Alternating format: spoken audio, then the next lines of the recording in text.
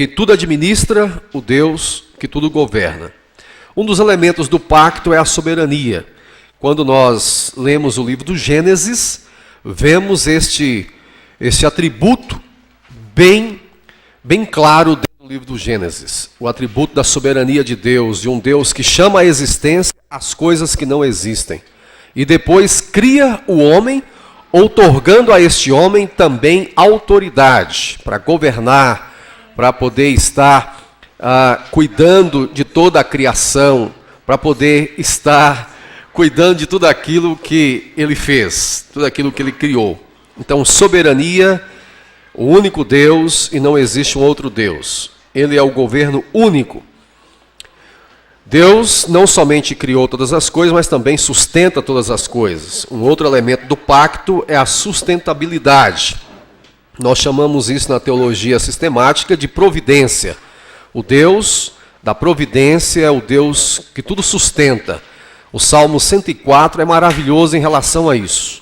O Salmo 104 nos diz que Deus é adorado através do reconhecimento dos seus cuidados sobre toda a criação, sobre tudo aquilo que existe. E aí o salmista canta dizendo que variedade, Senhor, na tua criação. O Senhor dá sustento ao leãozinho, o Senhor dá sustento às aves e também ao homem, que sai cedo e volta à tarde, depois de ter trabalhado, depois de ter investido e vendo que o sustento vem do Senhor, porque tanto os animais, quanto as aves, quanto ao homem, todos eles dependem do Senhor. É Deus quem dá a chuva, é Deus quem rega a terra, então o sustento vem do Senhor. Amém? O sustento vem do Senhor. Um outro elemento do pacto é o relacionamento. Deus nos fez para relacionarmos com Ele. O Senhor nos criou com o objetivo de que nós estivéssemos num perfeito relacionamento com Ele, numa harmonia com Ele. Interessante que o Éden, Deus criou de forma perfeita, o homem estava dentro do Éden, a natureza, a fauna e a flora, tudo de forma harmoniosa. O nosso Deus vinha na viração de cada dia para poder conversar com o homem. Por que Deus fazia isso? Porque o paraíso não seria paraíso com a ausência de Deus. Deus vinha para conversar com o homem porque era imprescindível a presença de Deus. Deus é o imprescindível para poder suprir a lacuna, para poder suprir o vazio que, se ele não viesse, iria instaurar no coração do homem. Se Deus não chegasse, não viesse, este homem ficaria dentro de um paraíso, dentro de uma perfeição, de uma unidade, ele, o seu próximo e também a toda a criação, mas ficaria faltando o relacionamento com o ser superior. Quem foi que me fez? Ainda mais Adão, que não tinha nenhum ancestral para trás para poder saber as suas raízes. Certamente ele iria perguntar: de onde eu vim? Ué, quem sou eu? Cheguei aqui de paraquedas nesse paraíso? Então Adão tinha o suprimento da presença de Deus. Deus vinha, falava com Adão, conversava com Adão, exatamente para suprir a sua necessidade espiritual. Deus chegava. Deus nos fez para relacionarmos com Ele. Muito bem, Deus nos criou, nos dando capacidades, nos dando dons, nos dando talentos, distribuiu isso de forma extraordinária a todos nós, a todos os seres humanos, não só cristãos, não só evangélicos, mas também não evangélicos, também são capazes de criar, são capazes de impressionar com a beleza, com a arte, com a perfeição das coisas criadas, correto?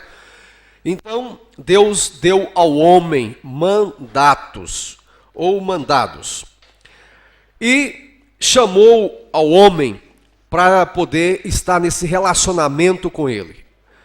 O primeiro ser que Deus criou para estar relacionando com ele foi exatamente Adão. Quando eu digo Adão, é bom que se diga, claro, envolvido aí a pessoa da sua própria esposa, mas na representatividade da federação, federativamente, correto? Portanto, Adão e Eva são as primeiras pessoas plenamente régias da Bíblia. O que isso significa? Significa que Deus criou ao homem e à mulher como um casal de príncipes. Deus os colocou no jardim do Éden como reis. E sendo Deus o Deus soberano, sendo Ele o Criador e ao mesmo tempo o soberano sobre um reino, porque não existe rei sem reino, se Ele é soberano é porque Ele rege, é porque Ele governa e Ele é rei.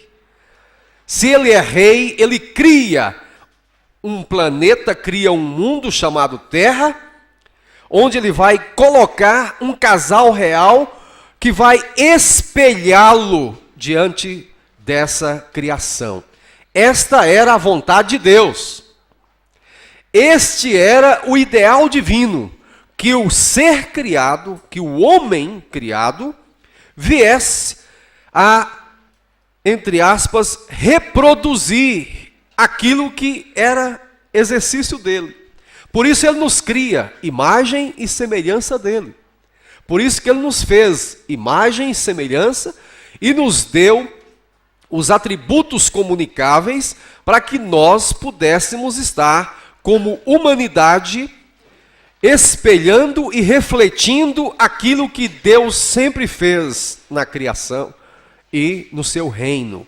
Então, irmãos, o fato de nós sermos colocados no Jardim do Éden através dos nossos primeiros pais, o primeiro casal, mostra que eles eram um casal de reis, um casal régio, porque foram criados pelo Rei dos Reis.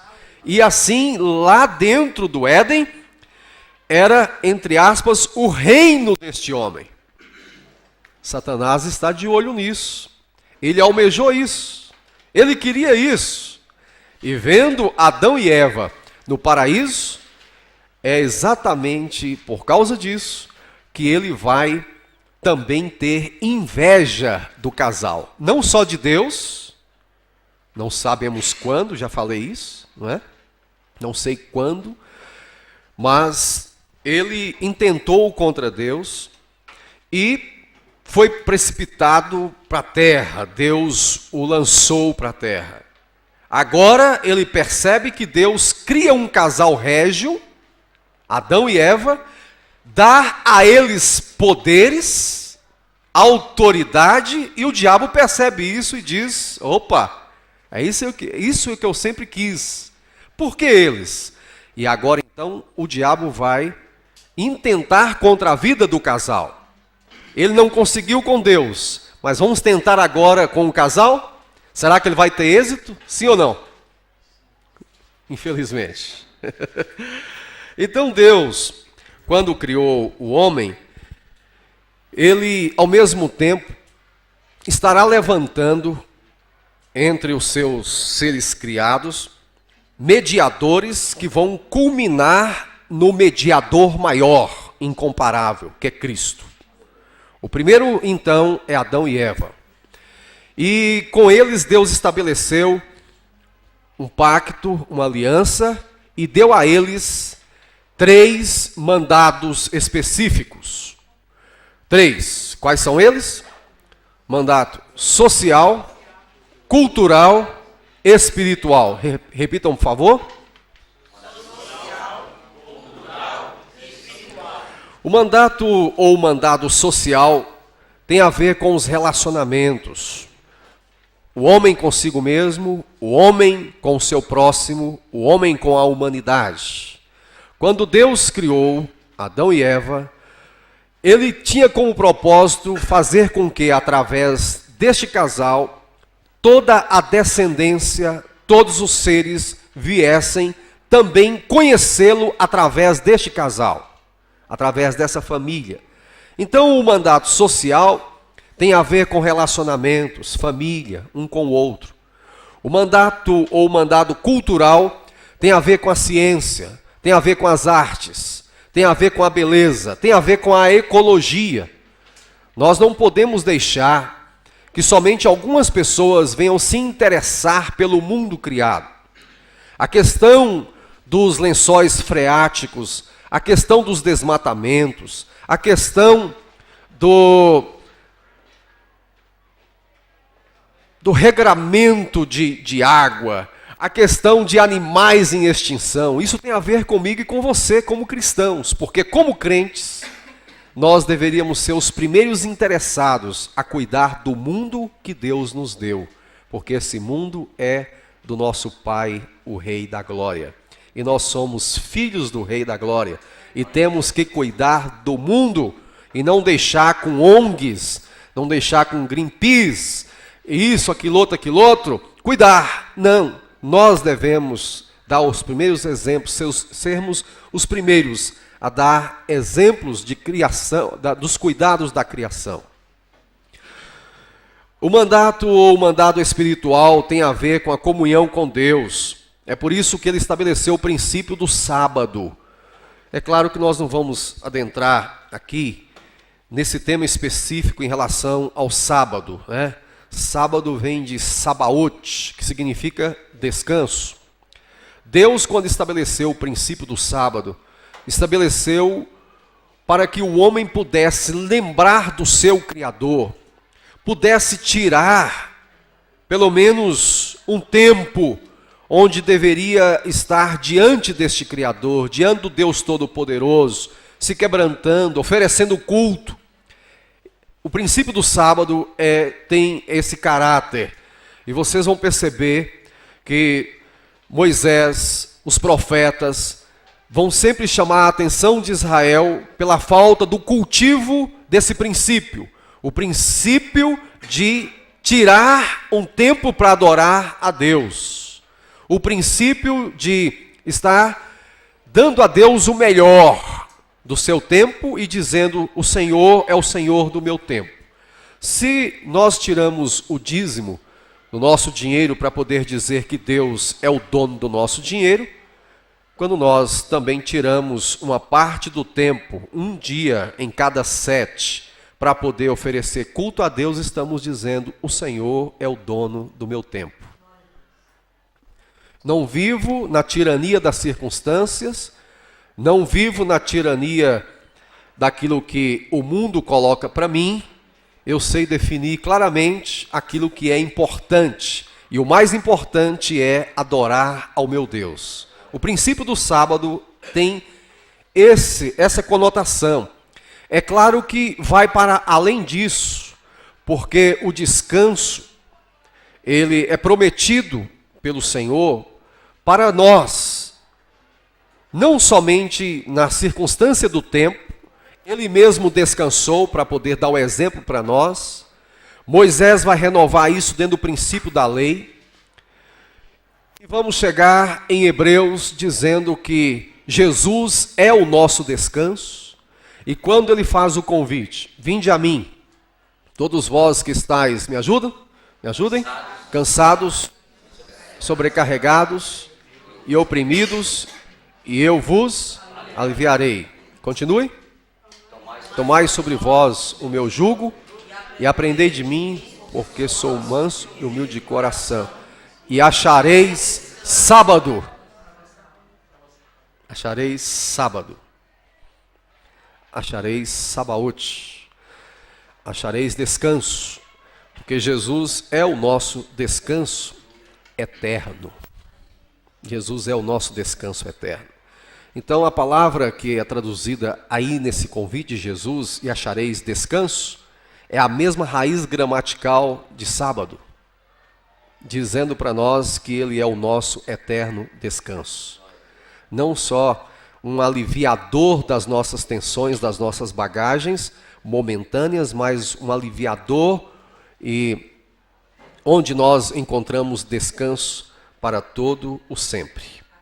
Então, o homem deveria viver debaixo desse mandado de Deus. Abram, por favor, a Bíblia aí em Gênesis 2, 16 e 17. E alguém leia, por favor. Gênesis 2, 16 e 17.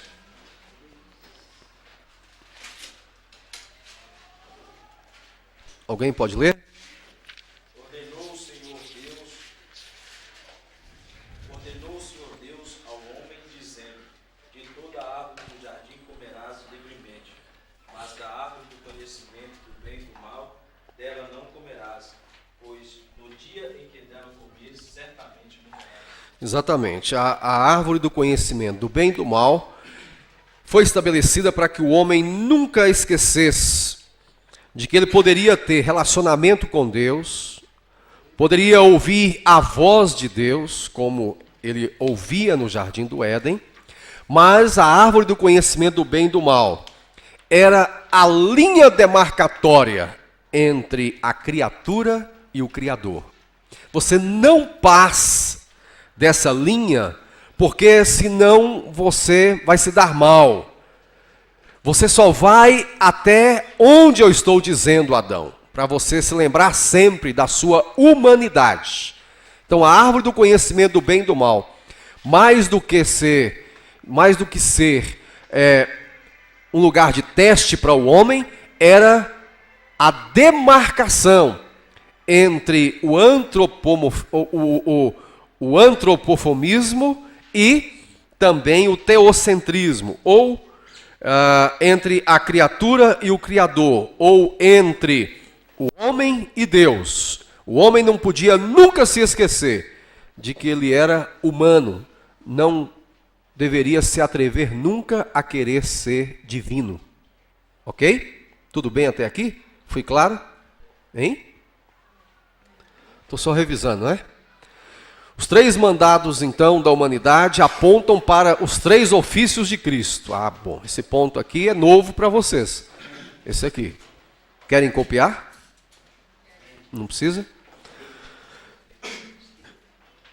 Eu falei até agora da questão dos mandados, porque esses mandados, o cultural, social e o espiritual, eles vão caminhar ao longo de toda a Bíblia e vão chegar ao ponto de se transformarem nos ofícios de Cristo. Vou tentar provar isso.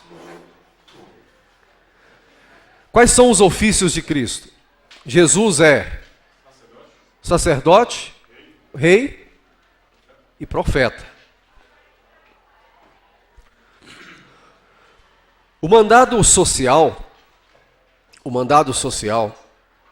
esse de cuidar da humanidade e do relacionamento um com o outro e com o próximo, ele aponta para o ofício sacerdotal de Cristo. Porque Deus deu ao homem esse mandado para que o homem pudesse ser sacerdote na sua casa, ser sacerdote diante do mundo, ser intercessor da humanidade. Certo? Então, quando a gente diz assim, não, o homem é o sacerdote do lar. O homem é o sacerdote do lar. A mulher é a sacerdotisa. Né? E isso vem de onde? Isso vem aqui, do mandado social. Porque é propósito de Deus, é a vontade de Deus, que este homem esteja sendo um intercessor. Sobretudo no relacionamento com Deus, tendo bom relacionamento com Deus, ele vai poder ser intercessor, mediador dessa humanidade, entre aspas. Não mediador no sentido salvífico, que é só Jesus, eu estou dizendo, no sentido de ser aquele intercessor do homem, intercessor da humanidade. O mandado cultural, esse de governar, de exercer domínio, que são expressões de Gênesis capítulo 2, versículos 19, capítulo 1, versículo 26, melhor dizendo, capítulo 1, versículo 27, você vai encontrar essas expressões. Deus deu ao homem o poder de exercer domínio, de governar, de estar cuidando do mundo criado, de maneira que esteja acima dos animais, acima de toda a criação. Gênesis 2,19, temos aí um ato de realeza. Alguém, por favor, pode ler Gênesis 2,19. Vejamos um ato de realeza, um ato real que vai evidenciar a realeza e também como um dos ofícios de Cristo. Gênesis 2,19. Vai. Havendo, pois, o Senhor Deus formado da terra todos os animais do campo e todas as aves do céu, trouxe-se ao homem para ver como ele se chamaria.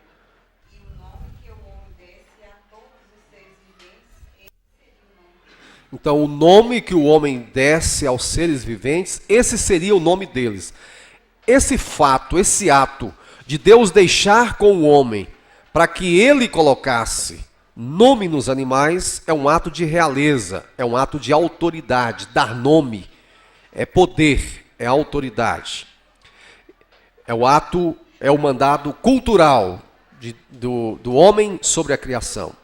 O mandado espiritual aponta para o ofício profético de Cristo. Gênesis 2:23, quem pode ler? Disse o homem: esta é agora osso dos seus ossos e carne da minha carne. Ela será chamada mulher, pois do homem foi tomada. Isso, Adão fala algo a respeito dessa mulher. Ele, entre aspas, profetiza a respeito dessa mulher. São atos proféticos desse homem em relação à própria esposa. E é claro, pelo fato de Adão ter sido criado primeiro, não precisa explicar isso, né? Adão foi criado primeiro e Deus fez com ele essa aliança, o pacto foi com Adão, e Adão então está refletindo através da esposa, através da criação, através de tudo aquilo que Deus o colocou para dominar, ele reflete a realeza de Deus, ele intercede por essa criação como mediador nessa criação, e também ele tem a incumbência de fazer conhecido o Deus que o criou. Então, o homem recebe de Deus esses mandados. E é claro, isso não tem a ver só com Adão. Quando eu digo o homem, isso é a realidade nossa hoje, sobretudo como cristãos, de fazer conhecido o Senhor através dos nossos relacionamentos, ao ponto de nossos vizinhos falarem assim, mas essa casa é diferente, porque aí moram pessoas que temem a um Deus vivo e verdadeiro. Essa casa é diferente. Fulano tem um relacionamento diferente demais, deve ser um cristão. Ele nunca relaciona com as pessoas de forma ríspida, ou quando faz ele pede perdão. Esse homem é diferente. Seu mandato social está sendo cumprido de forma extraordinária. Não é? Dentro da família, meu Deus do céu, ele tem um tratamento muito bom com os filhos, com a esposa, com todos. E vice-versa, a esposa também é uma mulher diferenciada, é uma mulher de Deus. Isso são cumprimentos dos mandados. Deus quer isso de nós, que nós cumpramos a sua vontade. Olha só, fulano realmente é um crente, vai sempre à casa do Senhor, teme a Deus, e não é somente aquele que carrega a Bíblia. De fato, ele é diferente, ela é diferente, seus filhos são criados de forma diferente. Então, Deus quer que nós evidenciemos, que nós venhamos refletir a sua imagem e glória através dos mandados que ele nos deu, que ele nos outorgou. Tá certo? Tudo bem até aqui? E tudo que nós fizermos no mandado cultural também, Deus quer que nós espelhemos a sua glória. Fulano de tal, ele é um exímio tocador, glória a Deus. Fulano de tal, ele prega bem, é o talento para o Senhor, ele fala de forma fluente. Fulano de tal, ela sabe pintar muito bem, faz quadros para a glória de Deus. As artes, os talentos, os dons, todos consagrados ao Senhor para que o mundo veja a glória de Deus. Tudo para a glória de Deus. É isso que Deus quer de nós. É isso que Deus espera de nós, ok? Tudo bem até aqui? Alguém quer perguntar, quer falar? Isso aqui não é pregação, né? Eu estou tentando dar uma aula aqui, tá? Se vocês quiserem interferir, fiquem à vontade. Desculpa, eu passei, tudo bem? Poderia passar? Ok. Bom, eu disse para vocês que Deus criou o homem, o casal régio, Adão e Eva, como príncipes. Seus filhos eram Adão e Eva como reis, ele o rei e ela a rainha, e os seus filhos seriam príncipes. Príncipes. Tem que ser assim em casa, tá certo? Tem que ser assim em casa. Esse negócio de o homem a cabeça e a mulher o pescoço não é muito bíblico não, né? Melhor você falar, ele é o rei e ela é a rainha, porque os dois mandam. Rei e rainha. O fato é que nós vimos o homem desobedeceu à ordem expressa de Deus. Gênesis 2, 16 e 17 foi pisoteado. Deus havia dito: não comerás da árvore do conhecimento do bem e o quê? E do mal. Não podia comer. Por quê? Porque era a evidência concreta da diferença entre criatura e criador. A árvore apontava para que o homem temesse ao Deus que o fez. Então o homem devia a este Deus obediência. Obediência. Todavia, porém, contudo, eu disse que o tentador, aquele mesmo que esteve diante de Deus e queria o lugar de Deus, agora está no Éden querendo o lugar de Adão e Eva. E vamos ver que realmente a partir do capítulo 3, versículos de 1 a 7, temos a queda da humanidade real. Houve a queda, os nossos primeiros pais caíram no pecado de forma fragorosa, vertiginosa, caiu no pecado. Temos aqui a raiz de todos os males. Temos aqui o começo da desgraça no mundo, o começo do sofrimento no mundo, de tudo aquilo que são coisas que desagradam ao Senhor. Mas Deus, segundo a sua misericórdia e graça, aquele mesmo que havia dito que no dia que eles comessem certamente morreriam, este Deus que poderia estar no seu trono de glória e apenas fuzilar o homem de onde ele estava, este Deus, de uma forma antropomórfica. Essa palavra é novidade para alguém? Antropomórfica. Antropos, homem. Mórfica, morfê, manifestação. De uma manifestação humana. Deus deixa o seu trono, vem até onde está o homem e conversa com este homem. Adão e Eva, que haviam pecado, estão fugindo de forma a esconder de tudo e de todos, principalmente de Deus. Quando a pessoa cai em pecado, a primeira coisa que ela quer fazer é esconder. Medo, pavor, sentimento de culpa, neuroses, estão tomando conta deste homem.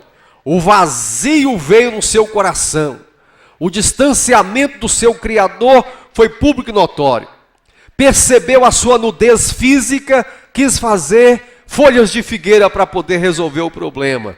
E este homem desabaladamente adentra dentro do matagal, correndo de tudo e de todos, não quer ouvir e nem quer falar com este Deus.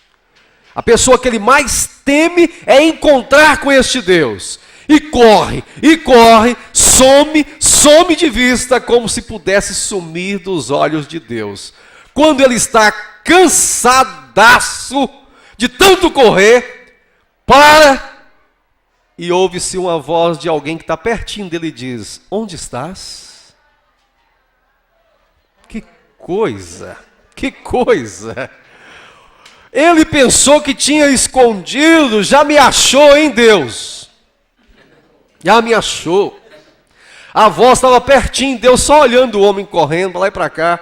Quando ele estava no fim do seu desespero, Deus chega e pergunta: Adão, onde estás? No desespero do homem, temos a oportunidade de Deus. No desespero do homem, Deus chega. E Ele sempre chega, né, irmão? Deus sempre chega no desespero do homem. E Deus chega e diz: Adão, onde estás? A minha pergunta é: será que Deus não sabia onde estava Adão geograficamente? Sim ou não? A pergunta que Deus faz para Adão, onde estás, é para localizar Adão ou Deus?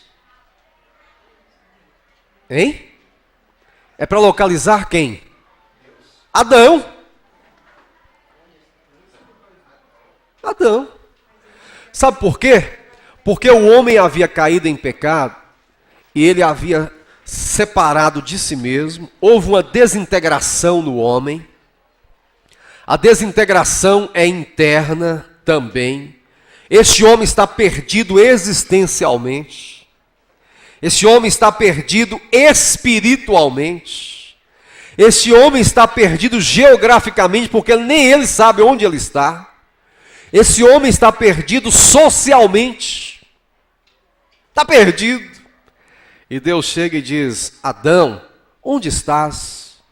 Essa pergunta é uma pergunta que vem de um psicólogo, que coloca o seu paciente no seu divã e pergunta: você sabe onde você está? Seus medos, suas patologias, suas dificuldades. Conta para mim. Fala comigo. Você está querendo fugir de mim? Não.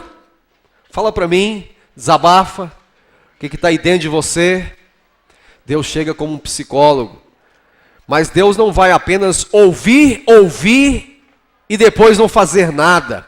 O laudo pericial desse psicólogo apontou a responsabilidade deles e ao mesmo tempo vai providenciar a cura. É diferente daquele que só ouve. Mas Deus chega também como um amigo para este homem, que está alienado dele. Afinal de contas, eles conversavam, eles dialogavam no jardim do Éden. No entardecer de cada dia, na viração do dia, Deus sempre chegava para falar com este homem. Amigo verdadeiro é aquele que ama em todo tempo. E Deus chega para poder conversar com este homem, porque quer ouvir e não vai abandoná-lo nesse exato momento em que ele está no desespero. Mas Deus chega também como juiz da causa, porque ele começa um interrogatório com este homem. Deus começa com ele numa audiência de instrução e julgamento. E começa a perguntar para o réu, por que é que ele está agindo daquela forma? Onde ele estava? É como o juiz que pergunta, tantas horas, 8h15 do dia 29, onde você estava, réu? Para ver se ele não cai em contradição. O juiz aqui espera uma confissão voluntária deste réu, porque a confissão é a rainha das provas. Queria que falasse claramente o que foi que aconteceu. Deus queria que ele dissesse: eu errei, eu pequei, eu fiz o que não deveria, eu comi. Deus chegou como juiz para julgar essa causa, mas Deus chegou também como redentor deste homem, como salvador deste homem. Aqui começa um novo capítulo da história. Onde estás? Deus sempre chega no homem perdido e pergunta, né? Onde estás? Você já caiu em si para poder analisar onde você está? Eu fico maravilhado com a parábola do filho pródigo, nesse exato momento quando a Bíblia diz que ele caindo em si. Onde estás? Caindo em si. Parou para poder pensar. Deus então está mostrando não que ele não soubesse onde Adão estivesse, mas Adão que não sabia mais. porque nem conhecia quem era ele mesmo. O autoconhecimento do homem foi embora, a paz foi embora, a alegria foi embora. E este homem não conhece nem a si mesmo, ao ponto do filósofo dizer: você quer ser feliz? Conheça-te a ti mesmo, nem você sabe quem é você. E Deus pergunta: comeste? Você mordeu o fruto? Quase que eu falava maçã, né? Tá igual o Moreira, muito bobo lá na igreja.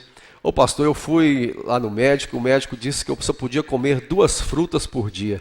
Aí eu falei: ah é? Tudo bem, uma jaca e uma melancia. Comestes do fruto? Deus queria mostrar para ele que ele havia caído da posição do relacionamento com ele, daquele status, daquela posição que tinha, havia ido embora. Deus pergunta: que é isso que fizeste? Que é isso que fizeste?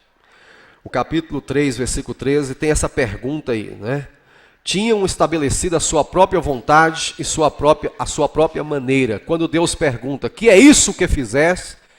É para que responsabilizasse este homem. Como psicólogo que responsabiliza, Deus não coloca pano quente sobre o pecado deste homem. Que é isso que fizeste? Foi você. Arque com as suas consequências. Não queira jogar a outrem, transmitir a outrem, ou transferir a outrem aquilo que você fez. Que é isso que fizeste? Você, Adão. Seja sincero, confessa. E aí nós sabemos que Adão começa a dar as suas evasivas, jogando a culpa em Eva, e Eva joga a culpa na serpente. Mas a proposta de Deus é: quer a cura verdadeira, assuma a sua responsabilidade. Que é isso que fizeste? Você. Adão tentou fugir da sua responsabilidade, mas diante dos olhos oniscientes de Deus não tem como. Não é verdade? Muito bem, eu disse que Deus chegou como redentor deste homem no jardim do Éden. Onde estás? Deus sabia onde o homem estava.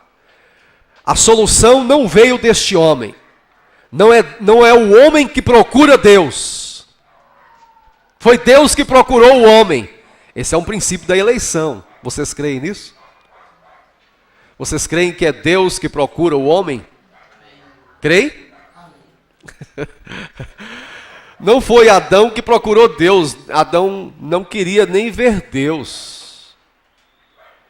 Mas foi Deus que veio ao encontro do homem. Em toda a Bíblia você percebe isso. Deus vindo ao encontro do homem.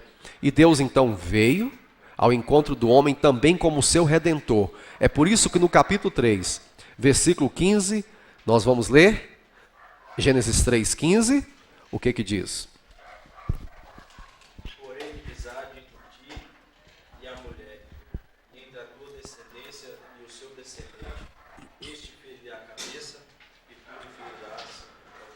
Amém. Esse texto é o texto-chave para onde vai apontar todo o desenrolar da história da redenção. Deus veio até ao homem e agora faz-lhe uma promessa. A promessa de Deus é: eu vou providenciar para você, homem caído, um meio de salvação. Virá o descendente da mulher, que vai esmagar a cabeça de Satanás, vai esmagar a cabeça do seu opositor, daquele que te destronou do seu trono, porque o casal real foi expulso do jardim do Éden.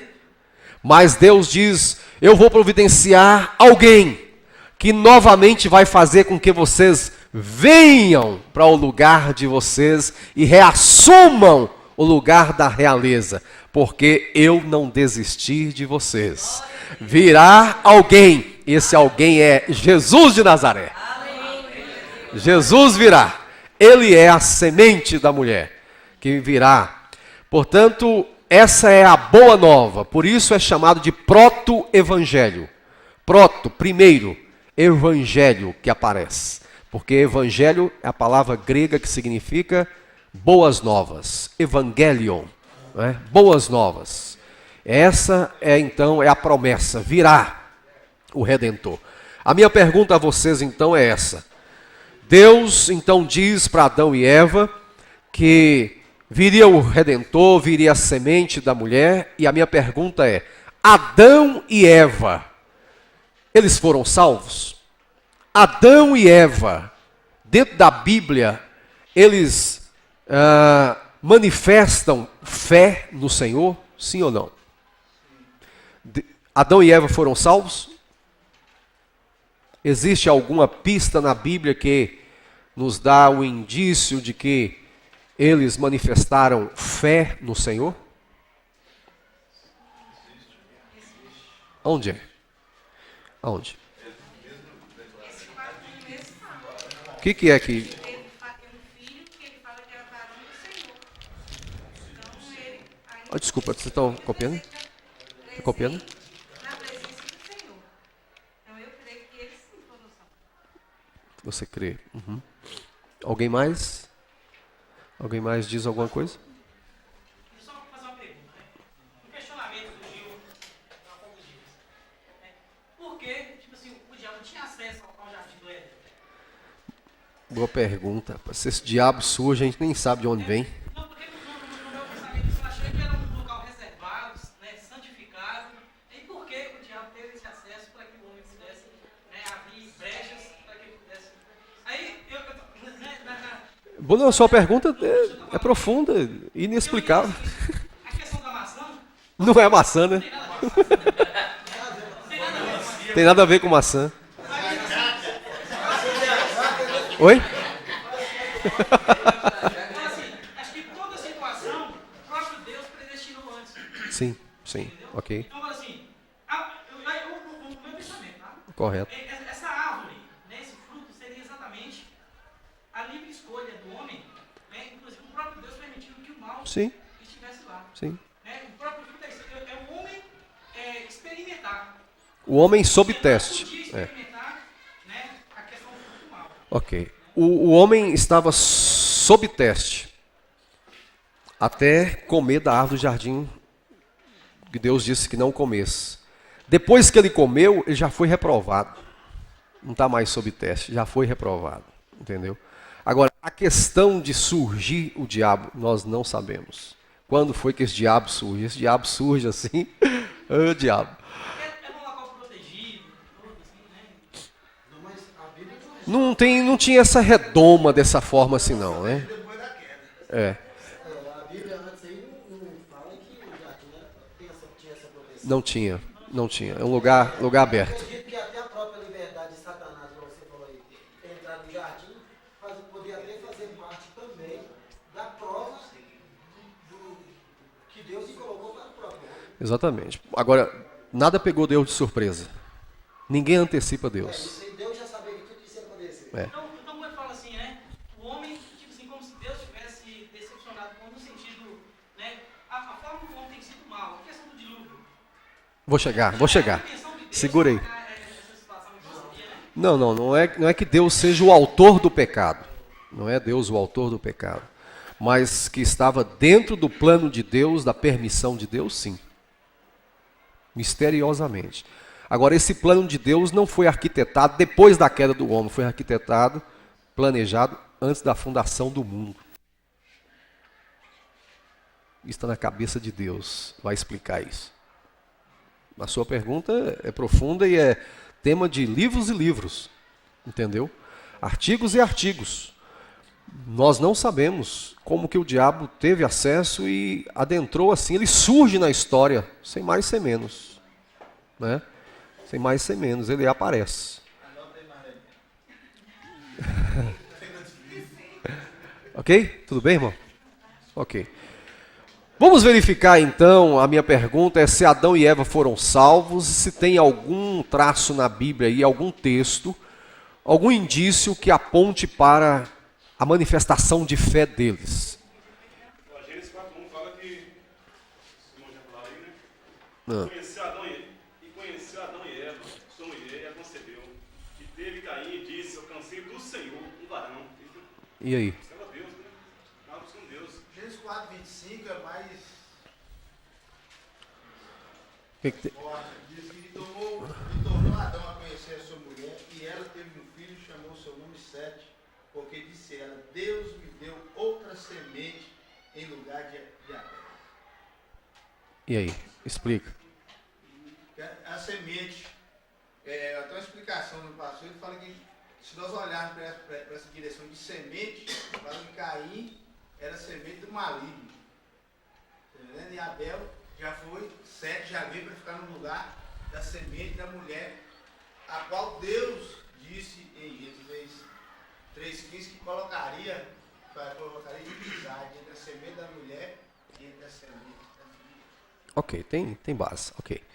Vamos verificar então alguns traços de fé de Adão e Eva. Gênesis 2:23. Repitam, por favor. Gênesis 2:23.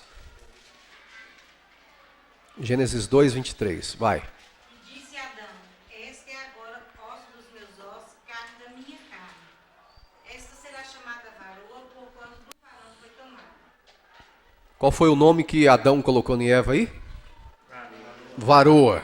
Fez poesia, cantou de forma extraordinária, maravilhosa, cheia de poesia. Ele está dizendo chamar-se-á varoa. Houve a queda, o diabo veio, tentou, eles foram penalizados. Deus deu-lhes a pena merecida na medida das suas culpabilidades. Tanto o diabo quanto a mulher e Adão, todos receberam a pena do Senhor. Deus puniu cada um, correto?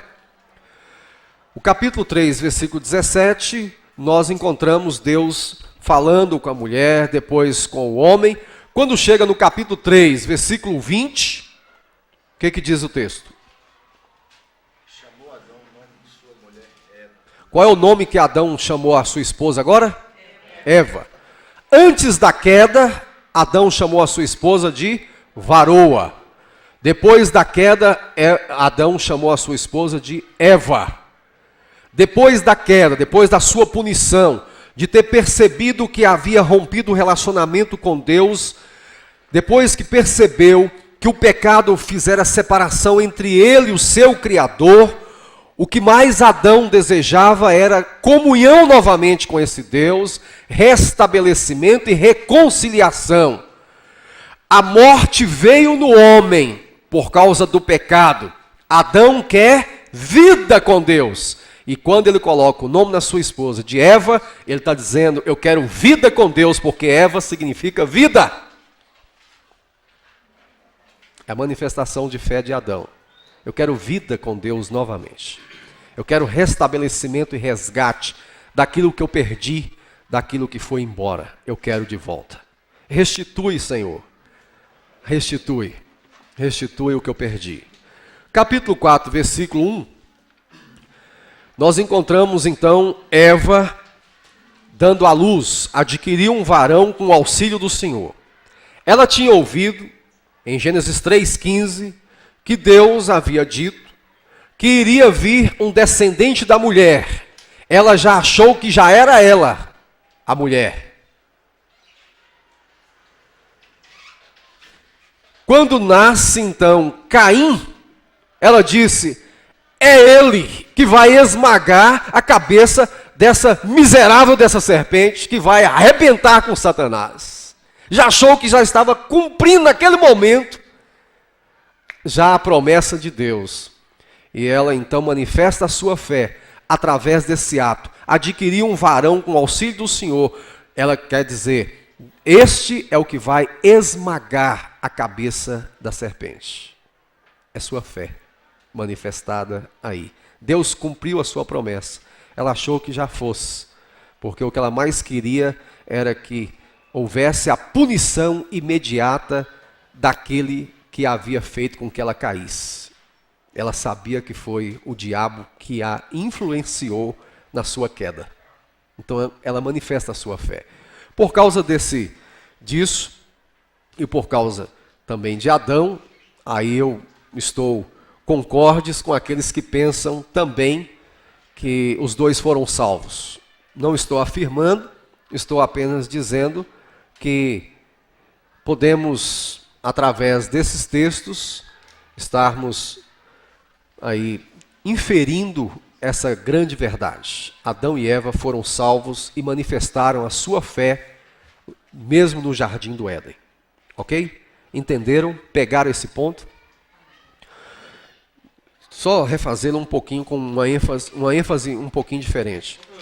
3. Dá para você esclarecer um pouquinho melhor para mim, porque me deu um nó na cabeça agora, a respeito à salvação de Adão e Eva. Ok.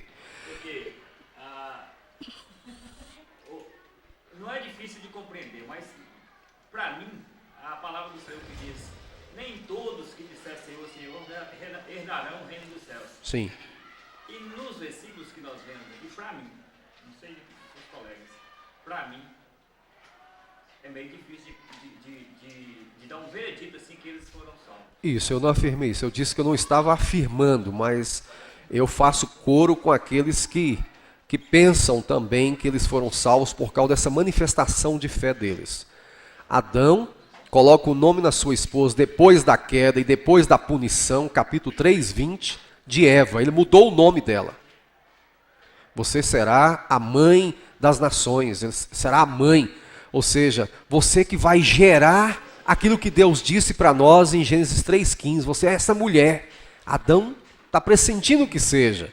Por isso ele coloca o nome de Eva. Eva significa vida. E ele quer essa vida de volta com Deus, aquilo que ele perdeu. Então, passou a ter vida com Deus diferente. E interessante que no capítulo 4, versículo 26, diz que a partir de Enos, que é um descendente de Adão, vai começar a invocar o nome do Senhor. Com quem que Enos aprende? Com Adão e Eva. Com quem que Caim e Abel aprenderam cultuar a Deus? Com seus pais. Com seus pais. Mesmo Caim e Abel, eles se apresentam diante de Deus, num culto ao Senhor, ainda que Deus vai rejeitar Caim e a sua oferta, então é o coração do homem primeiro, mas eles aprenderam a cultuar foi com seus pais. E a partir de Enos, que já é o terceiro aí, né? O terceiro na geração de Adão, diz que começou a invocar o nome do Senhor. Então, os indícios, irmão, mostram que de fato houve uma restauração, houve um repensar, houve um arrependimento de Adão e Eva pelo fato de terem agido da forma como agiram. Então é por causa disso. E no caso de Eva, capítulo 2, versículo 16, diz o Senhor que Eva deveria devolver, 3:16, devolver a autoridade do seu lar para o seu marido. Ele te governará e você terá desejos sexuais para com o seu marido. E depois ela ouve que Deus disse que em meio a dores darás à luz filho. Olha, uma mulher numa situação dessa, nesses dias precários, ouvir que em meio a dores darás à luz filho, ela poderia negar relacionamento sexual com seu marido, para que não viesse se engravidar. Mas Deus diz, o seu desejo será para o seu marido, mesmo você sabendo que a sua vida vai correr risco, você ainda vai querer ter relação, vai procurá-lo para relacionamento sexual. Ela ouviu Deus falando em Gênesis 3,15 que a semente da mulher viria um que iria esmagar a cabeça de Satanás. E quando ela tem um filho, um homem, ela já foi logo dizendo, é esse que vai pôr um fim e nós seremos restaurados com o Senhor da forma como era. Ela achou. Por causa dessas inferências, não estou afirmando, nós podemos dizer, houve arrependimento, houve quebrantamento, houve desejo da reconciliação com Deus de tudo aquilo que havia perdido. Por isso, percebe-se que eles foram salvos. Não estou afirmando, é apenas por causa dessas manifestações de fé, ok? Tudo bem, irmão? Indícios. Uma questão aqui muito forte concernente essa passagem a respeito da salvação de Adão, que fala aqui em 3:21, que fala que fez o Senhor Deus vestimenta de peles para Adão e sua mulher e os vestiu. Algumas tradições que falam que não perde um cordeiro, uma coisa assim, simbolizando ali, tipificando ali Jesus Cristo. Ok, eu defendo essa posição. Quando arrancou ali aquela vestimenta de pele, houve um derramamento De sangue. para perdoar os pecados ali. Então, Ok. nós entendemos que para ser perdoar os pecados tem que ser derramado sangue. Então, Muito bem. Jesus, como Cordeiro de Deus, tirou o pecado do mundo, derramando o sangue. Então, aqui é uma tipologia, quando Deus pegou aquele cordeiro e arrancou ali o couro dele, derramou o sangue, Deus estava perdoando Adão. Então, teve uma consequência do pecado. Certo. Aconteceu, está escrito, mas ali, eu acredito que Deus, então, ali naquele momento, estava perdoando. Certo. Trazendo a salvação. Eu penso, ok, eu também interpreto nessa mesma visão o fato de ter Deus providenciado uma pele de um animal. Não fala que Deus matou, não fala que Deus derramou sangue, mas se houve pele de animal é porque infere-se que tem havido isso, e que a pele de um animal, a pele de um cordeiro, né, estaria apontando já para o Cordeiro de Deus, que é Cristo. Eu também penso nisso, e legal, é mais um ponto que ajuda a afirmar isso, ok? Então nós podemos resumir a queda de Adão e Eva dizendo o seguinte: o fato deles terem pecado, terem rejeitado o status real, eles perderam o relacionamento com Deus. O fato de ter recusado a sua posição social, tornaram-se prisioneiros do pecado de Satanás. Desobedecendo a ordem expressa do soberano, tornaram-se escravos de Satanás, que é o senhor do engano e do mal. E a realeza caída tornou-se realeza destronada e escravizada. Ok? Tudo bem? Noé, aliança da preservação. Faça. Nós vamos ter uma apostila aí? Pega eu falo o pendrive, deixa aí assim, cada um deles pega e salva o pendrive depois. Salva. Então na internet já está em internet algumas apostilas já e põe para eles lá. Tá certo. Salva o pendrive do senhor aí. É bom Joga aí, depois cada um pega. Tá. Vamos lá então.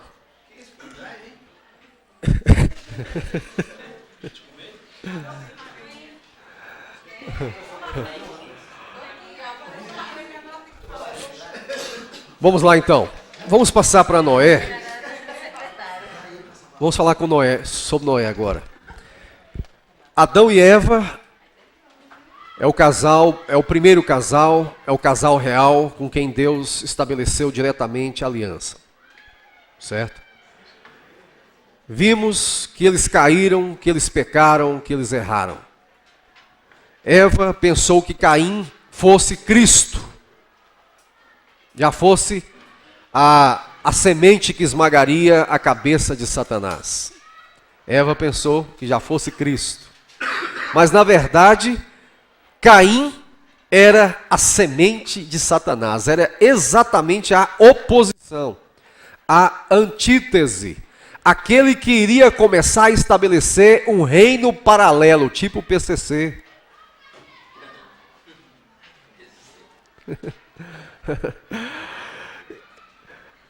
A partir então do nascimento do primeiro filho de Adão e Eva, Caim, nós vamos começar a perceber o desastre social, a desintegração social.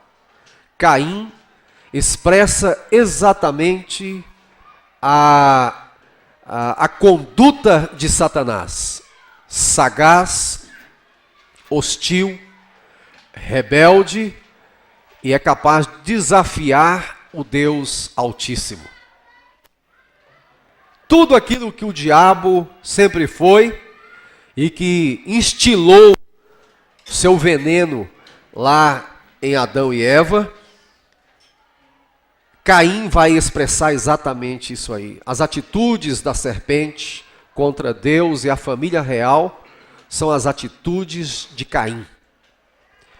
O que ele faz com Abel é prenúncio de tudo aquilo que irá acontecer com o verdadeiro descendente da mulher. Tudo aquilo que ele faz. Ele é sagaz, ele é hostil, é rebelde e desafia ao Altíssimo.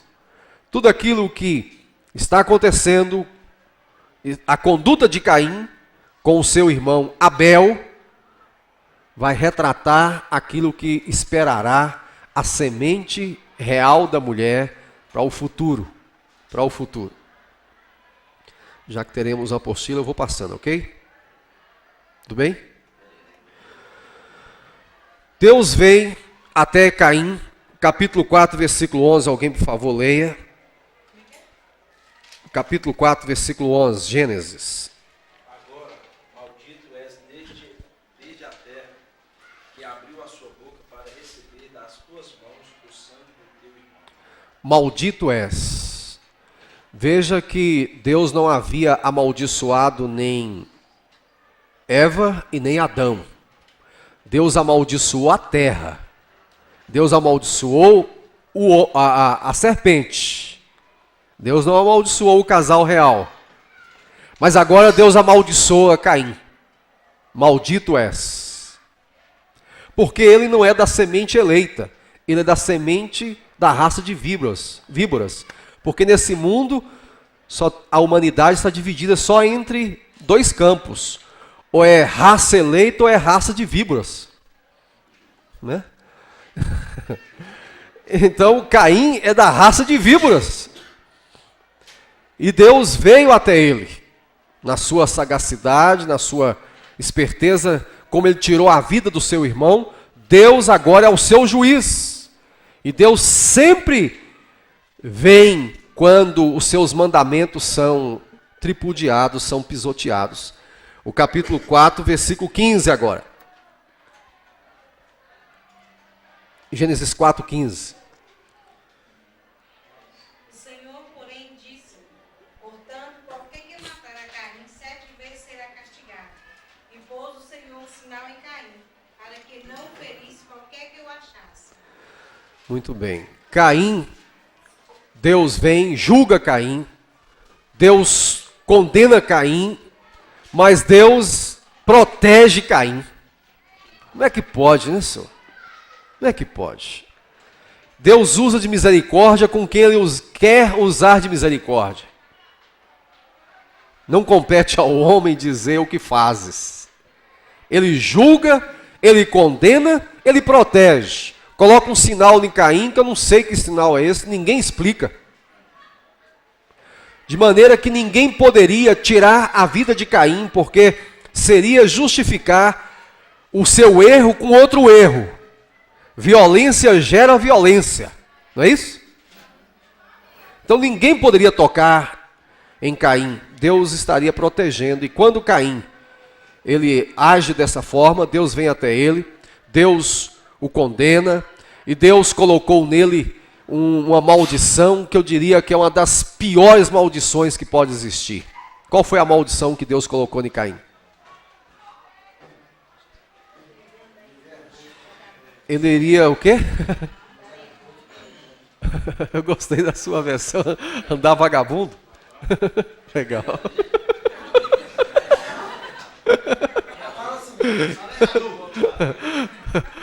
Capítulo 4, versículo 11. Seria um errante por esse mundo. Seria um fugitivo errante por esse mundo. Olha, não tem coisa pior do que não ter laços, do que não ter endereço. Onde você mora? Rua tal, número tal. Agora, a pessoa não sabe viver fugindo. A polícia está no meu encalço. Está vindo aí os homens. Hã? Hã?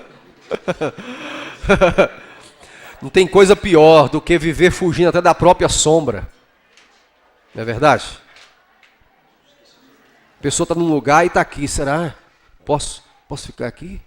Tá, vem. É? E ficar desconfiado do outro. Será que não está infiltrado entre nós algum policial? É? Será que não está infiltrado algum policial entre nós e tal? Eu estou aqui. Então, será que eu posso ficar aqui? vendo ninguém.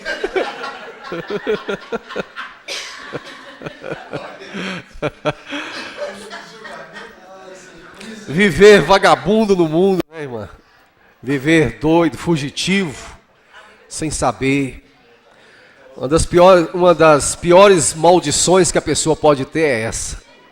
Viver fugitivo errante, sem poder voltar para casa, sem poder ter contato com os pais, com a família, ser um ninguém nesse mundo, ser um zero à esquerda, sem laços, sem afetividade, a saudade, o desejo de estar junto com a minha cultura, com os meus amigos, com a minha casa, com a minha família.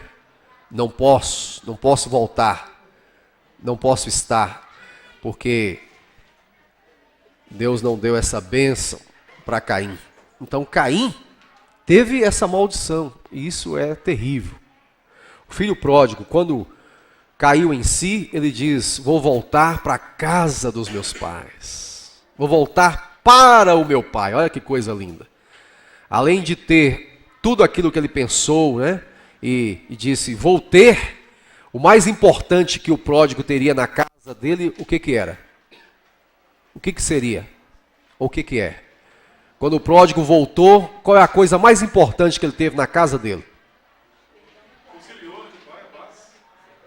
Festa, bem recebido, alegria. O mais importante para o filho pródigo, quando ele voltou para casa, foi ter a presença do pai.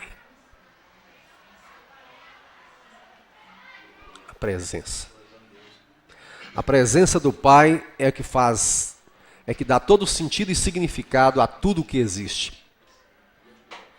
Capítulo 4, versículo 17. Vai. 4:17.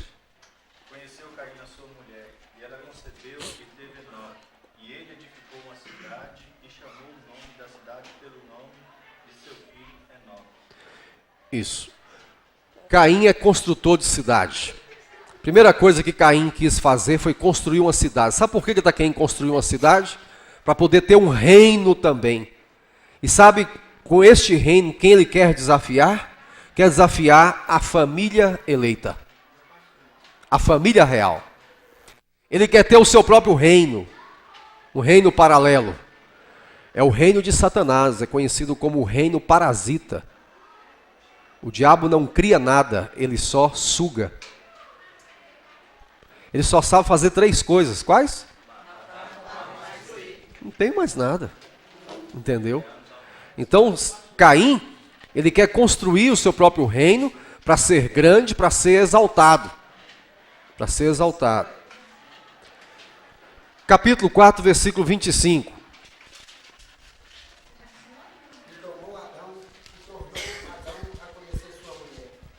E ela tem um filho, e chamou o seu nome Sete. Isso. Porque disse ela, Deus me deu outra semente em lugar de Abel, porquanto Caim matou. Isso. É manifestação de fé de Eva, mas ela percebe a substituição do seu filho morto por um novo filho que vai dar prosseguimento à raça eleita. Porque lá atrás, quando Caim matou Abel, estava 1-0 para o reino parasita, para o reino de Satanás. Ou seja, não teria mais ninguém, que descendente que teria. Mas aí nós vemos, Adão novamente coabita com a mulher. Conheceu Adão a sua esposa. E é bom dizer que esse verbo hebraico, conhecer, não é saber o nome não, viu gente? Esse conhecer aí não é saber o nome, não é saber o endereço. Conhecer significa na intimidade, ter relação sexual. Esse verbo é para isso. Por isso eu te perguntar assim, quem é casado mesmo aí? Levanta a mão, deixa eu ver. Onde foi que você conheceu o seu marido?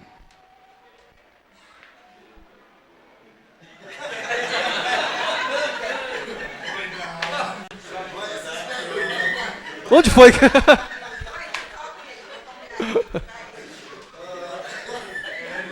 Pegaram, né? Pegaram. Onde foi que você conheceu o seu marido, a sua esposa? Na visão ocidental, nós dizemos, eu conheci lá na rua de casa. Agora, conhecer na visão oriental, na visão bíblica, é ter relação sexual. É estar junto, Mateus capítulo 1, né, diz lá que Maria achou-se grávida pelo Espírito Santo e José não a conheceu enquanto esta deu à luz. Enquanto, porque depois sim, depois conheceu. Mas os católicos não querem acreditar nisso, né?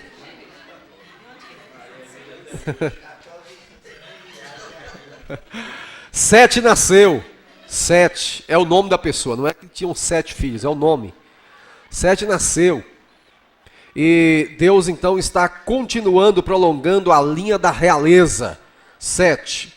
Veja por favor o capítulo 5 aí de Gênesis, versículos de 1 a 3. Gênesis 5, de 1 a 3. Esse é o livro da genealogia de Adão. No dia em que Deus criou o homem, a semelhança de Deus o fez. Homem e mulher os criou e os abençoou. Ele os chamou pelo nome de Adão, no dia em que foram criados. Viveu Adão 130 anos e gerou um filho à sua semelhança, conforme a sua imagem, e lhe chamou Sete. Muito bem. O versículo 2 diz o quê? Repita, por favor. Vai. Homem e mulher os criou e os abençoou e lhe chamou pelo nome de Adão. Muito bem. Isso. Então vemos nesse versículo 2 aí a bênção de Deus sobre a família, sobre o casamento, porque os dois, Adão e Eva, são chamados de um só nome. Um só nome. Adeva, né? Adeva. Adão e Eva. Adão. Os dois são um, exatamente para mostrar o princípio da monogamia do casamento. Esse texto aí traz uma lição belíssima nisso. Mas o que eu quero mostrar é exatamente Deus dando ao homem o poder agora de criar seres à sua semelhança. À sua semelhança. Adão e Eva foram criados à imagem e semelhança de Deus. Os filhos de Adão e Eva foram criados à imagem e semelhança de quem? De Adão e Eva. De Adão e Eva. Sete nasceu. E vamos aí prolongando a linha da realeza. Capítulo 4, versículo 16. 4:16. E saiu Caim diante da face do Senhor e habitou na terra de norte. Isso. Da banda do oriente do Éden. Isso. E saiu Caim da presença do Senhor. Retirou-se Caim da presença do Senhor. Isso aí simboliza a raça de víboras. Sair da presença do Senhor. Retirou-se da presença do Senhor. Fugindo da presença do Senhor. Não quer saber de relacionamento com Deus. É a descendência de Caim. A descendência da raça eleita, capítulo 4, versículo 26, que a gente lê aí? 4, 26. E a Sete mesmo também nasceu um filho, e chamou o seu nome Enos. Então se começou a invocar o nome do Senhor. A raça de Caim quer distanciamento de Deus. Já os eleitos, a raça eleita quer cultuar o Senhor, quer intimidade com Deus. São as duas diferenças, ok? Adão e Eva, então, vão tendo filhos. Caim sai da presença de Deus, quer construir o seu próprio reino, constrói uma própria cidade. E Caim vai tendo descendentes, e vai tendo descendentes também, ao ponto de já construir uma cidade. Que coisa? Caim tornou-se poderoso sobre a terra. E tem um descendente de Caim aí no capítulo 4, versículo de número 23, um tal de Lameque, que este representa bem o seu instrutor, o seu mestre Caim. Capítulo 4, 23, quem pode ler? E disse Lameque às suas mulheres, Hades e Lá, ouve a minha voz, vós Escutai o meu dito, porque eu matei um varão por me ferir e um jovem por me pisar. Muito bem. A partir de Caim, você vai ter aí a desintegração social que vai paralelamente dentro dessa criação, dentro dessa dimensão. Lameque é um descendente de Caim. E com ele você tem todas as quebras dos mandados que Deus havia dito, havia dado. Com Lameque você tem um protótipo da quebra do relacionamento com Deus. Ele não obedece à vontade do Senhor, ele não cultua Deus. Lameque está distante de Deus. Lameque não tem relacionamento com Deus. Lameque não respeita o próximo. Ele mata por qualquer coisa. Só porque um feriu o pé dele. Só porque um falou alguma coisa com ele. Só porque alguém olhou atravessado para ele. Você já viu essa cena hoje? É a banalização da vida. Começa com Lameque. É com ele que começa a banalização da vida. É com Lameque que começa a poligamia. Mulheres de Lameque, mulheres, ouça mulheres de Lameque. Eu matei um homem porque me feriu e outro porque pisou no meu pé. Por que ele está intimidando as mulheres dele? É para que as mulheres não viessem a vir contra ele. Ele já está avisando. Já matei 2. Vocês não vêm com palhaçada comigo, não. Diz que um casal foi para a lua de mel e a esposa era uma mulher terrível. Aí o marido disse, não tem problema, e ele foi avisado. Ó, essa mulher é terrível, ela é violenta, ela é isso, ela faz aquilo outro. Na lua de mel, os dois lá dentro do quarto, um galo canta lá fora. Quando o galo cantou, o homem saiu, foi lá, pegou esse galo, torceu o pescoço dele, jogou no terreiro e falou com ela assim, é assim que eu faço com quem vive me enchendo minha paciência.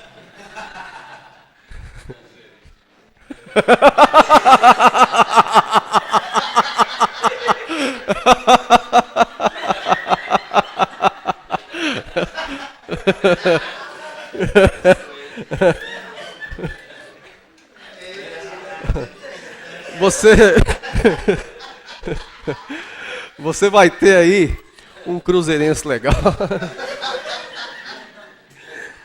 Mas Lameque, ele quer fazer o seu próprio reino, ele tem as suas próprias leis, ele quebra os princípios do casamento, ele quebra os princípios do relacionamento com o próximo, ele banaliza a vida, ele faz o que ele quer.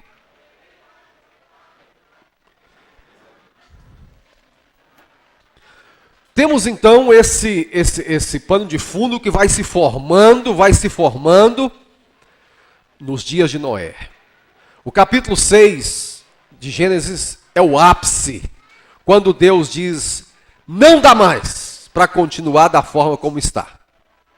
O capítulo 6, versículos de 1 a 9, com ele nós vamos terminar para a gente poder ir para o intervalo. Vamos dar uma olhadinha no capítulo 6.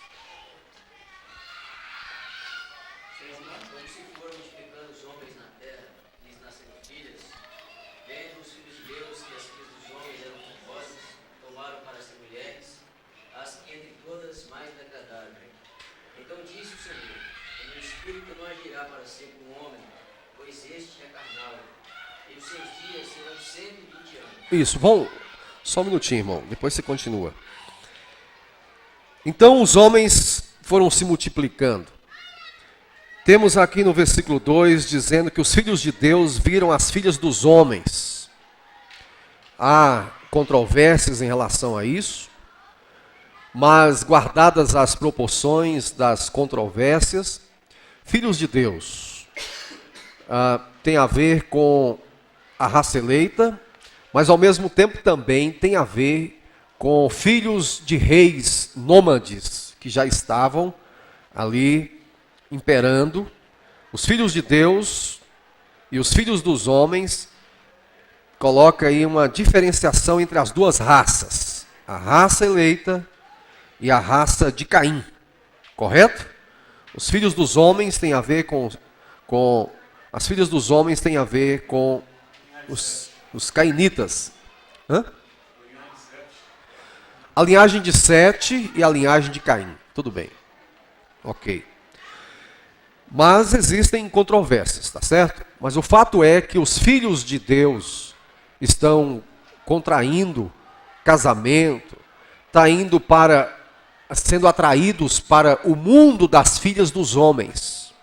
Aí você coloca adultérios, você coloca prostituições, você coloca pornografias, na realidade a dimensão de hoje. Casamentos mistos. Estamos adentrando nessa área aí, ok? Versículo 3. Então disse o Senhor, por causa da perversidade do homem, ele vai fazer o quê? Vai retirar o seu espírito. A retirada do Espírito Santo aí é no sentido de que ele, e nós sabemos que o Espírito de Deus é ele quem preserva a humanidade. É ele que dá vida. Então o Espírito Santo estaria se retirando, porque Deus iria trazer a morte para a humanidade. Quem dá vida é o Espírito Santo, não só vida espiritual. Tá? O Salmo 104, versículo 30 diz que o Espírito Santo é responsável para dar vida até numa simples gramínea, um filetezinho de grama. Quem dá vida é o Espírito Santo, seja ela vida espiritual, biológica, animal e vegetal. Quem dá vida é o Espírito Santo. Não é só vida espiritual que o Espírito Santo dá, não. Então, até aí, nós podemos então entender que as únicas mortes existentes até esse episódio, até o capítulo 6 de Gênesis, foram através das mãos de Caim e Lameque. Sim. Até aqui não. Bem lembrado. Mesmo porque Adão viveu 930 anos e gerou filhos e filhas, né? Vimos aí na genealogia, e a Bíblia não relata. Aí daqui a pouco alguém pergunta assim, mas é a esposa de Caim? Uma irmã dele. Uma irmã dele. E 930 anos dá para gerar muitos filhos e filhas, não é? Não, mas não tinha televisão. Então, as únicas mortes narradas aí são a de Caim e realmente as de Lameque. Você está percebendo que é da própria descendência de Caim, né? Quem tá trazendo morte no mundo são os descendentes de Caim. Caim e seus descendentes. Vamos para terminar? Vamos lá. Deus vai tirar o seu espírito porque ele é o responsável pela vida, então não vai deixar que continue gerando vida, porque vai trazer a morte. Versículo 4, irmão. Você estava lendo? Ora, naquele tempo havia gigantes na terra, e também depois, quando os filhos de Deus possuíram as filhas dos homens, as quais deram filhos. Estes foram valentes, varões de renome na antiguidade. Isso. Esses gigantes aqui, né, chamados de nefilins no hebraico, esses gigantes é sinônimo de prepotência, de arrogância. Gente que quer viver do seu jeito, da sua lei. Viver de forma autônoma, certo? E são pessoas também que vão entrar na filosofia de Caim. Esses gigantes aí são sinônimos de prepotência, de arrogância. Gente que quer agir ao seu bel prazer. Versículos 5 e 6, vai. O Senhor...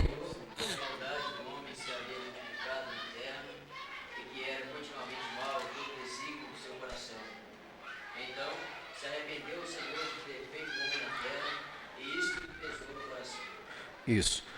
Você percebe aí que a linguagem matemática é a linguagem proporcional, né? Como se multiplicando, não é apenas somando. Multiplicando a maldade no coração do homem. A humanidade estava aí, autosservidora, autoengrandecedora e autodestruidora. Versículo.